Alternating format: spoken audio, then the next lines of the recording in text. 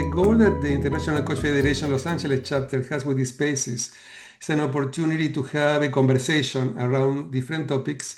And our space is about leading with a coaching mindset. That is a book that came out just a couple of weeks ago to the public. And the goal is to explore together how we can apply the coaching competencies to the work of leaders. So the idea is, as coaches, many of you are also leaders, sometimes are even leaders in your local chapters or leaders working in organizations. So that's one possibility. The other possibility is that you may want to support your client to become more effective leaders by developing coaching skills. So from these places is where we are going to have a session today. And each session we focus on a different competency. And today we are going to be focusing on active listening and how we can use active listening, not only in coaching. I think today everybody is a coach, but this space is open also to leaders and HR experts. So sometimes people who attend are not necessarily trained professional coaches. But since this is the case today, most of us are professional trained coaches. We can think about how we can use this active listening when we are working in supporting leaders to be more effective at listening, or in our own skills as leaders when we work in different environments. So with this in mind, I wonder how many of you had a chance to get access to the book. I know that we're talking with Jan Alvear. The book is called Lead with a Coaching Mindset, How the Best Leaders Unlock Potential, because it's about unlocking potential. Anybody else have a chance to read the book or look at the book here? Okay, so Jenny, you have the book, great. Well, you may consider if you want to get the book for the future. So next time we're going to talk about creating awareness. So each month is a different competency, but it's not a requirement. It's just something nice to do because that can be a resource you can use in your job and for your client. So when we're talking about active listening applied to client and to leaders, one of the distinctions that I like to introduce is when we are listening for what is in the surface and what we are listening what is underlying. So this is what we do in coaching, don't we? Clients bring things to coaching and we wonder, okay, what's really underlying? What's really going on? And when we start exploring what is underlying, what was the original topic or the original issue to be explored or discussed in coaching, it becomes something else. Because what can be underlying is not what we are aware of at the beginning of the conversation. So this is our business in coaching conversations. And we don't need to be professional coaches to have coaching conversations. But one of the goals when we're having coaching conversations is to explore what is underlying in the listening. So when we are listening, we are not listening only for what is in the surface, but we are curious. And we start questions to explore, like opening the onion and seeing, okay, what is really going on here? So Jenny, you raised your hand before. That was about being a coach or was about something else when I asked that? Was about that? It was about being a coach. Okay, Yep. great. Just because I thought, okay, I was not sure if you may want to say something. Okay, so what we're going to do is I want to ask you to reflect in your experience and let's look more, can be as a coach or can be in any position that you have on leadership at work or as a leader in your local chapters or in different groups that you work with. So not necessarily as a coach, but as a coach too, something that I also do is coaching supervision. So in coaching supervision, we work with coaches to support them to explore and reflect on their work and how they may be listening. No? Not only mentoring in terms of showing coaching skills, but also in exploring what's happening to them. And I want you to think about, we're going to do a brief exercise. I want you to think about a conversation that you had that was challenging for you. So everybody can think of a conversation that you have recently that was challenging for you.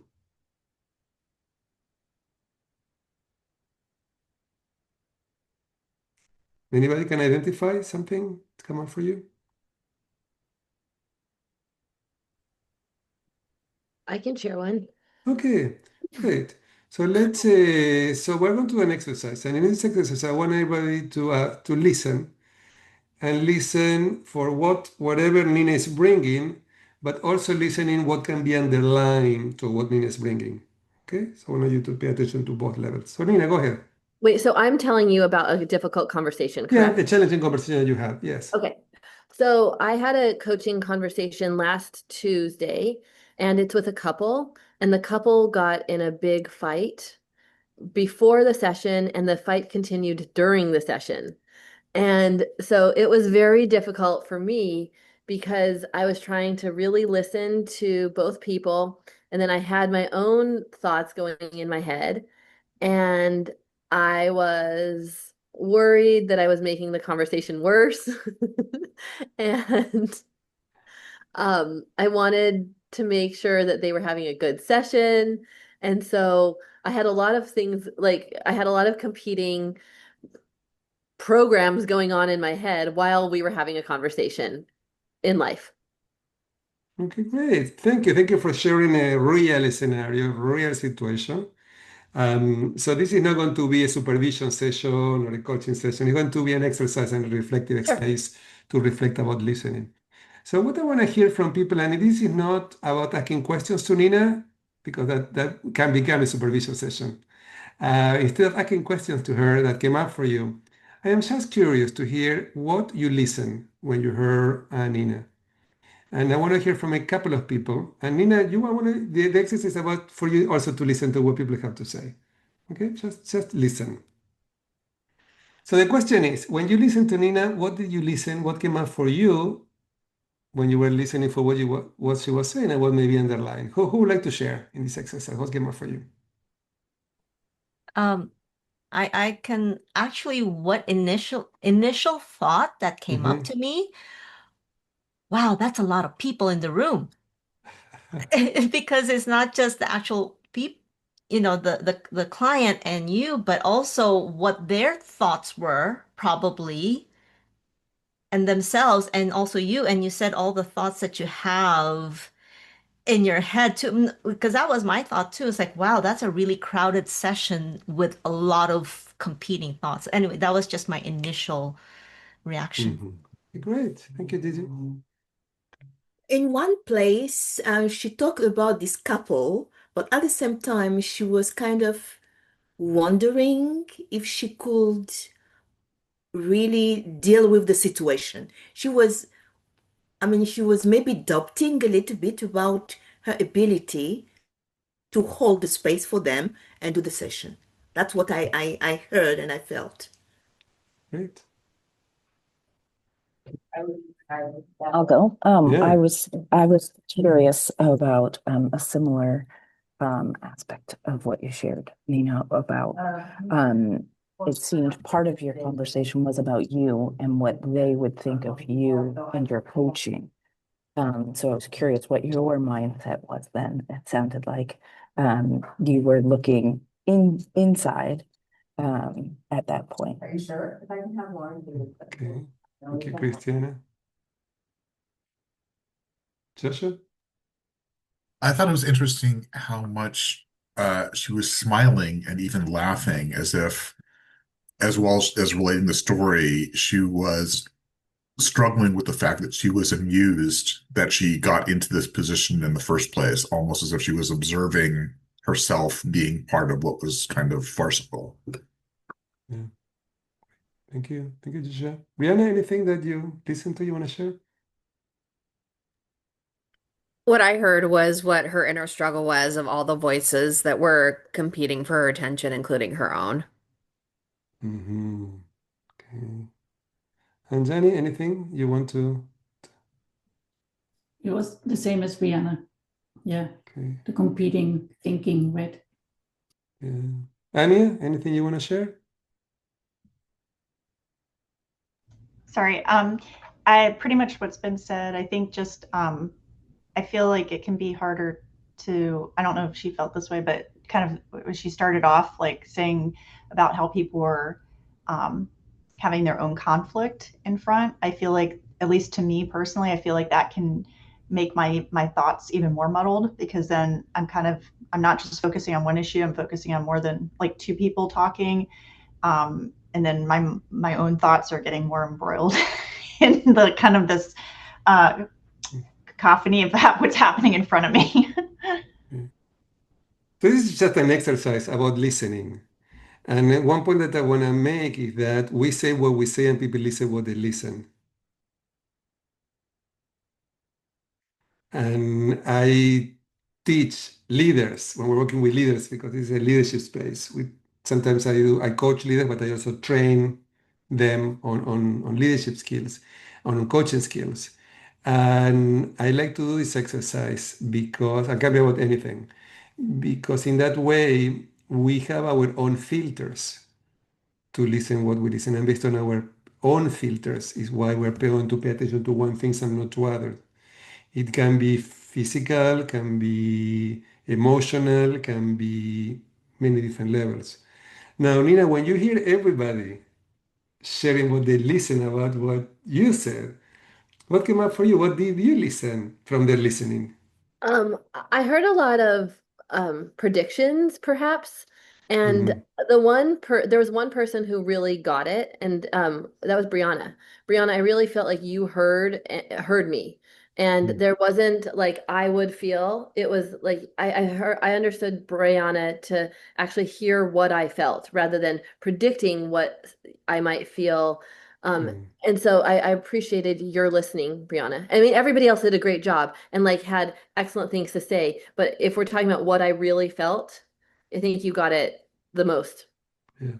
So interesting, the difference between what you said and another distinction that I like to make is the fact and interpretation. Exactly. So it seemed that Brianna's description was more based on fact. It's like it sounds like you listened to all of these voices and they were competing. So it's a description of what was going on versus what that could mean. Exactly. What is the meaning? So that's another distinction that I like to present when we're working in the fact and interpretation. What is what somebody has said, and the other is the meaning that we give to what other people have said. But what is interesting too is, and that has happened to me, I'm sure everybody here too, is sometimes people in sessions, in coaching or in supervision, somebody says something and you rephrase what they have said or you mirror what they have said and they say, no, I didn't say that. You're just repeating the words of what they said, but they didn't see themselves in what they have said. Hmm.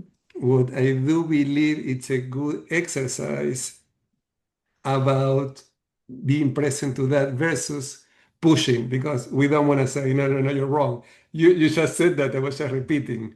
That would not be helpful in the conversation or in the experience. Yeah. So thank you, Nina, for being willing to share that because just it's an exercise about listening and about how we can distinguish between what people are saying and what people understand. And I think this is very valuable for leaders because many times they give for granted that what they said is what people understood, or that people can read their mind, that you have intentions, and because you have that intention, people can read your mind and know what your intentions are. So what we can do to be effective at listening, and this is going to be the exercise we're going to do in small groups. I'm going to send you to small groups, so this is more dynamic. I want to invite you to reflect together. What are different ways that we can demonstrate that we are listening? And I think it sounds basic coaching, but sometimes it's good to refresh and to remind and to um, consider strategies that support us in demonstrating that we are listening. So let go. So that's the question. What strategies? What do you do as a coach in leadership positions with your loved ones to demonstrate that you're listening? So let's be back. This in 10 minutes and let's be back in 10 minutes.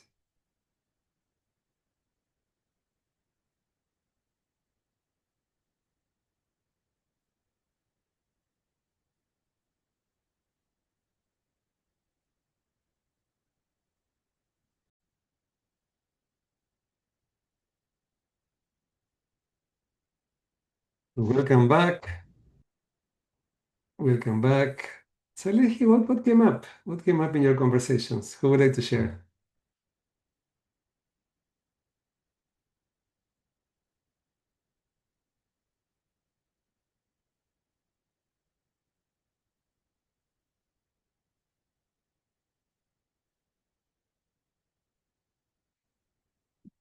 Should I ask? In the first group were Gigi, Gianni, and Nina.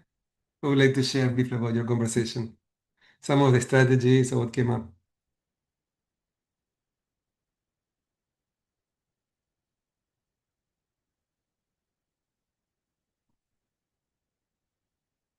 I'll let one of you speak because I've already been talking a lot. So I'd like one of you to talk. The one thing that struck me was the difference of how we discussed how you present on Zoom. So how expressive you are, and if that sometimes can be too not enough, right? People really want to know if you're listening, or it can be too much because then you're the cheerleader, right? And it's almost like an affirmation for the client. That was one thing. And then the other thing, and I was really intrigued by it because Nina brought it up, the tracking with your client, right? That you really, and I'm looking for a demonstration for it later on, but that you are really walking side by side, not thinking ahead, not way behind, coming back on something that was spoken before. And that is what we call linear and non-linear listening. So the linear listening is we're listening for the last thing that was said, and the non-linear listening is when you are connecting what you're saying right now to what was said before during the session or in a different session. But sometimes this non-linear listening can be very effective because you may be connecting things together. Or you may support your client or the other person to connect things together. When you see patterns in the conversation, in the communication, or in the things. So sometimes this is another distinction and another idea that I think it's important when we are listening. We are listening in a linear and non-linear way. So this is a description of the non-linear way, and that sometimes is positive, not necessarily negative. When the negative is when what you are talking about, you are not in the same place where the other person feel that the coach or the other person is not understanding them.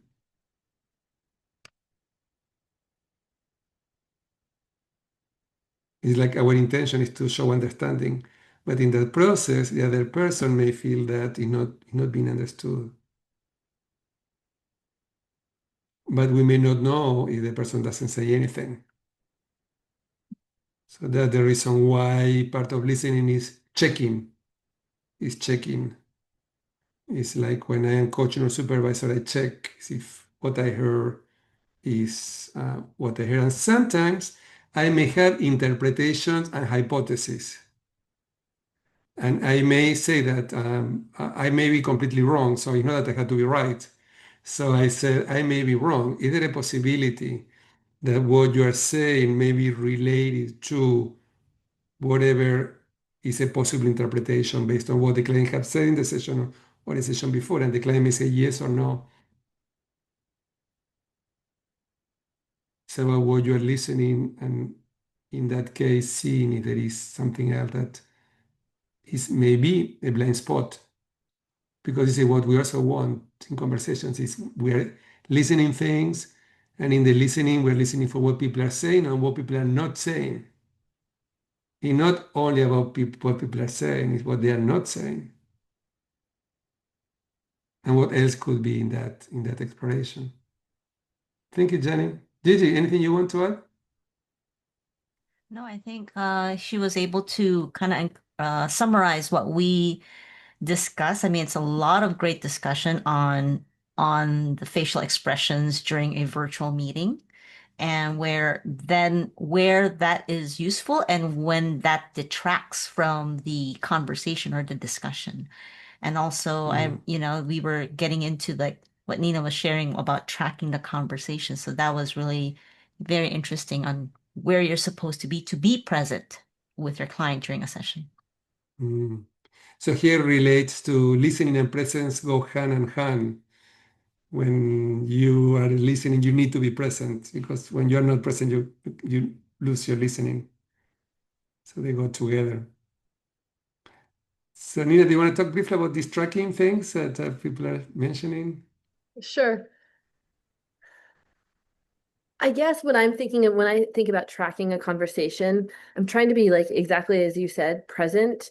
And I don't want to be pulling my client along, and I also don't want to be pushing my client. So I want to be as if we're walking in a park, like really in close step with each other, and maybe them one half a step ahead of me, so that I'm listening and very present, and we've lowered some of the hierarchy so that so that our distinction is that we're close and we can be connected with each other. And I'm I'm always wanting to have conversation where it just flows naturally, and it doesn't always happen. But that's like my hope with every conversation, not just coaching, that we can like banter and it's joking and it's even a serious conversation is light so that everybody is like doing their best. So and feeling their best. So that's my hope in every conversation that I have and that I'm tracking so that I can be very present and make the right comment for the moment.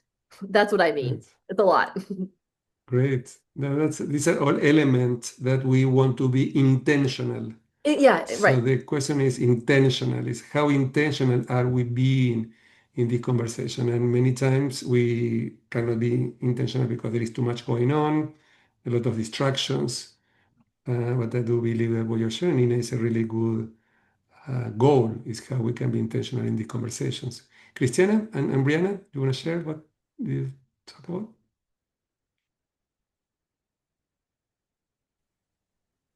You want to go first?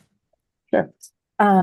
Well, one common theme was walking that line between when you're a coach and a consultant and remembering when you have your coaching hat on, to really be listening and in that agreement, in the coaching agreement, slow down instead of, I mean, I love what Nina just said. It's not our job listening to pull and to go really fast. It is to be present and maybe slow down sometimes. So we talked about pausing, slowing down a bit, instead of being problem solvers in our listening. And also, I think talking about repeating back sort of how we've talked about. I said I feel like that's an area I could improve in my coaching and listening is the reflecting and saying back to someone, I heard you say. I think I sometimes am just trying to get to the next thing, thinking about what's next. So again, Nina, your analogy is really good for that. I think the pause, reflect. So that's something that resonated for me in our conversation.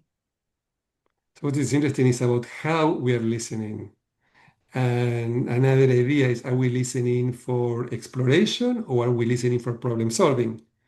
Because this is the difference between the listening of the coach and the listening of the consultant.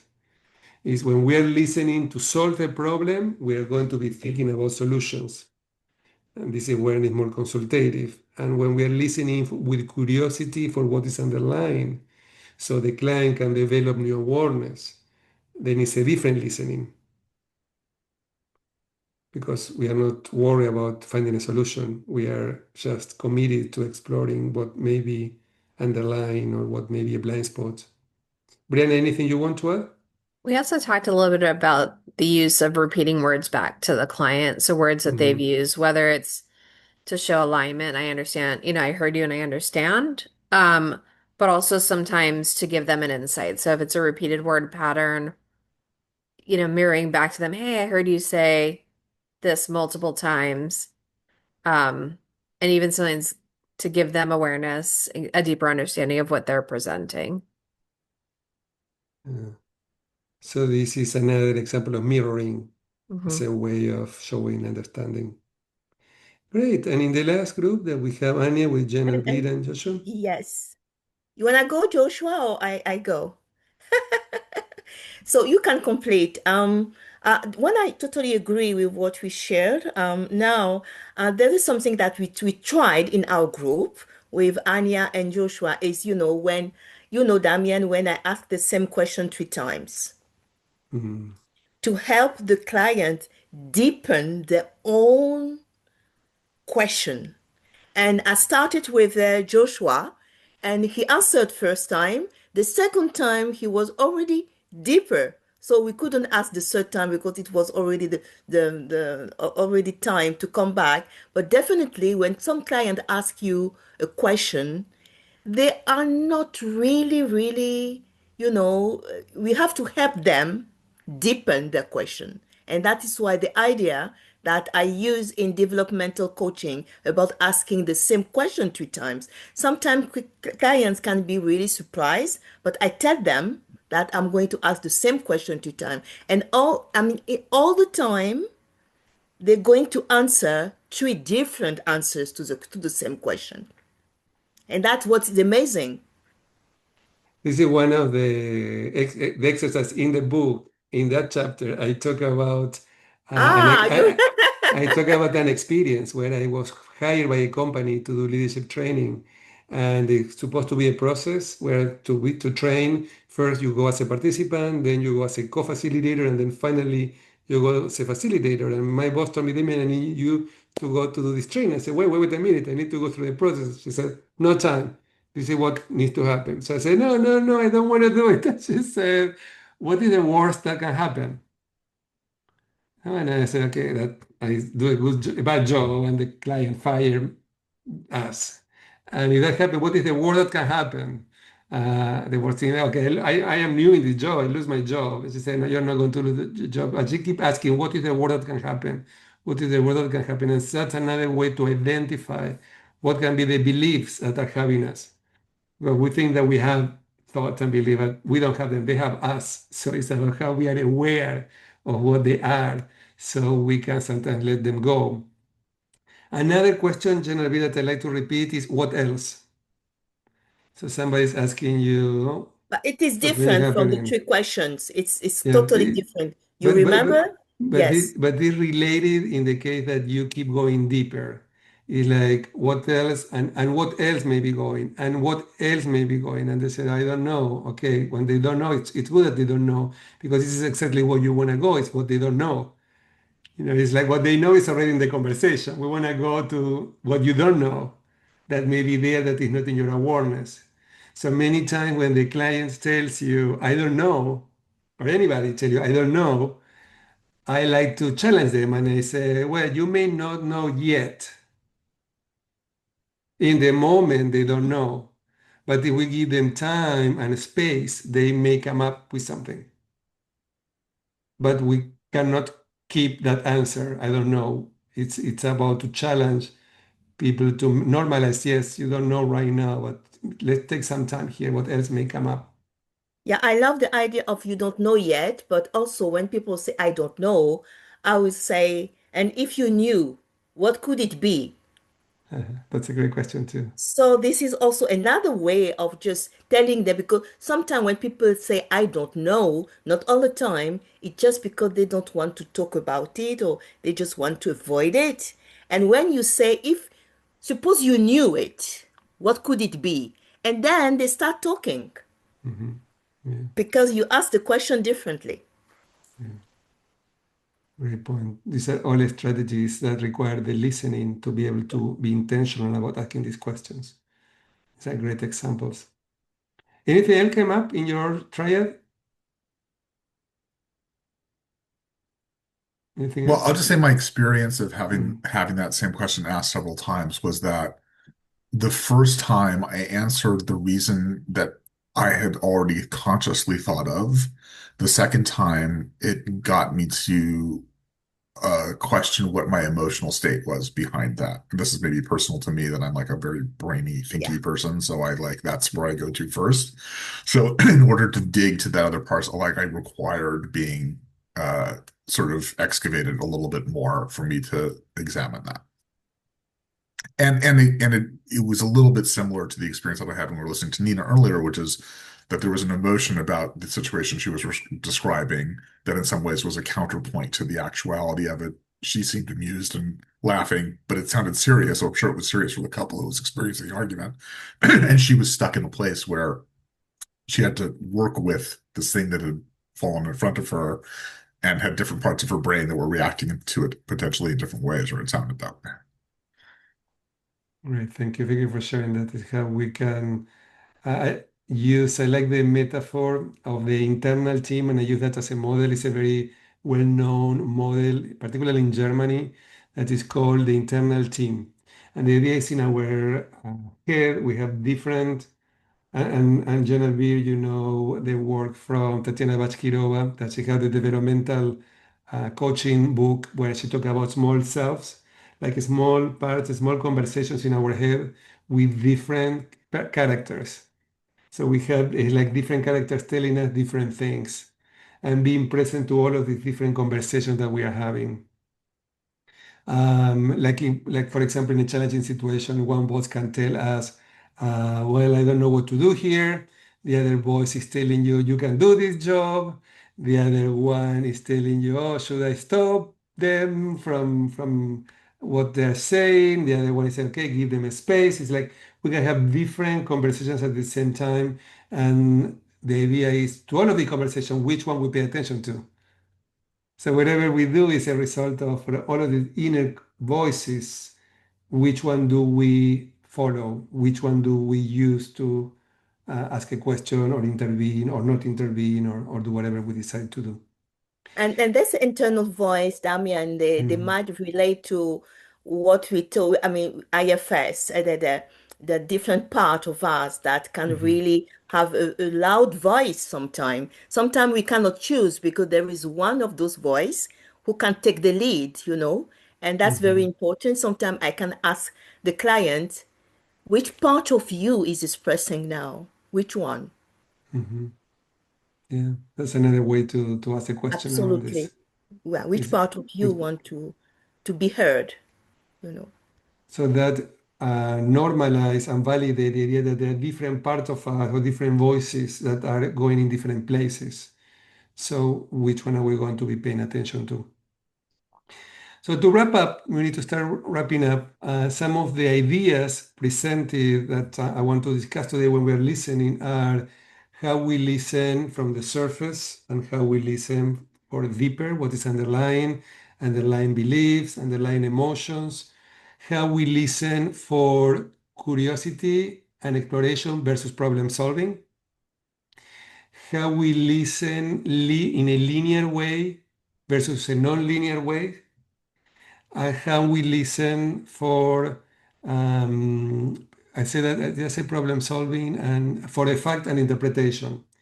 How we listen for facts, what people are saying, and how we listen for interpretations, the meaning that we are giving to things. And what is interesting is when we go to that, we can realize there are different meanings. There are not only one. So when we share a hypothesis or a possibility, that open. And it's interesting because there is a new revision of the core competencies for ICF. I don't know how many of you have seen the new competencies. There are some small distinctions, but one that is bringing a lot of controversy and conversations in different coaching meetings is that they add, so the competencies didn't change. The competencies are the same. What is different are some in language, some additions, so, for example, one of the additions in gain awareness is that the coach share not only insights and perceptions, but also knowledge. So a lot of people are like, how come this coaching is not about sharing knowledge? You cannot be sharing knowledge. And it's interesting because many times coaches sharing knowledge and then they come to supervision feeling guilty that they have done that. I shouldn't have shared information because coaching is not about sharing best practices.